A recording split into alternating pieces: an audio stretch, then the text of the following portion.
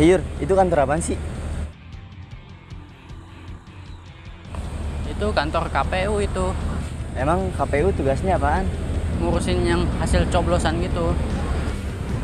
Kira-kira kita udah bisa nyoblos apa belum ya? Kalau nggak salah sih umur 17 sudah bisa. Berarti gue udah bisa nyoblos dong. Mungkin udah bisa kali ya. Itu ada petugas. Kita tanya aja yuk. Ayo.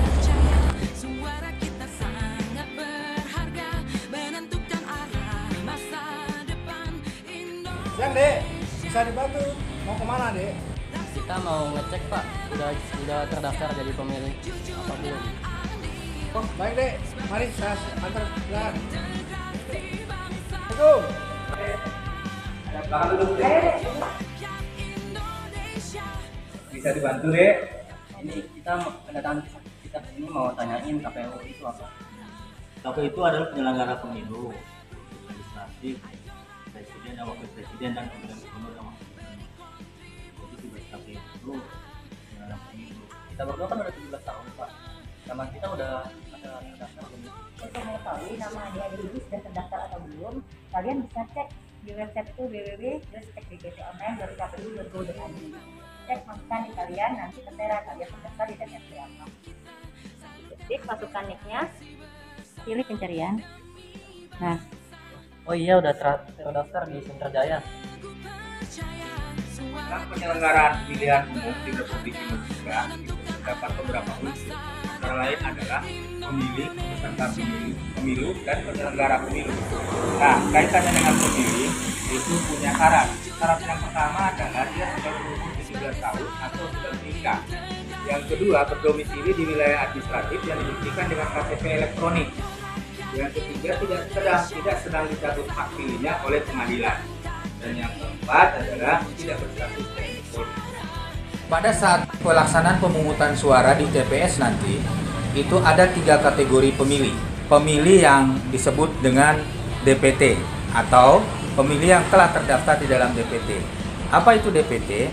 DPT itu adalah pemilih sementara hasil perbaikan yang dilakukan oleh PPS, kemudian direkapitulasi oleh PPK dan ditetapkan oleh KPU Kabupaten Kota dan diteruskan direkapitulasi oleh KPU Provinsi dan KPU Nasional. Pemilih kategori yang kedua adalah daftar pemilih tambahan. Artinya orang yang terdaftar di dalam daftar pemilih tambahan. Apa itu DPTB? DPTB adalah pemilih yang tidak bisa menggunakan hak pilihnya di TPS asal atau terdaftar di dalam DPT pada TPS asal karena keadaan tertentu Dia pindah memilih ke TPS lain. Sedangkan kategori yang ketiga adalah daftar pemilih khusus. Daftar pemilih khusus ini adalah pemilih yang memiliki identitas KTP elektronik atau KK, tapi belum terdaftar di dalam DPT maupun DPTB.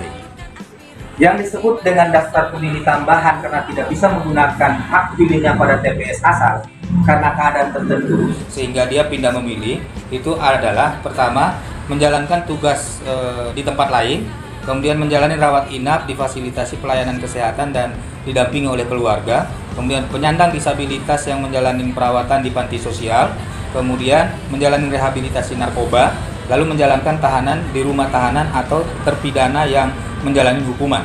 Kemudian tugas belajar atau menempuh pendidikan tingkat menengah maupun tingkat tinggi, dalam hal ini adalah perguruan tinggi, kemudian pindah domisili atau tertimpa bencana dan bekerja di luar domisili. Nah, dari syarat 9 syarat ini dapat mengurus pindah memilihnya sampai dengan tanggal 15 Januari 2024. Sedangkan pemilih yang mengurus pindah memilih dari tanggal 15 sampai dengan tanggal 7 Februari itu, pertama syarat keadaan tertentunya adalah sakit, kemudian tertimpa bencana, lalu menjalani tahanan, dan menjalankan tugas pada saat hari pemungutan suara.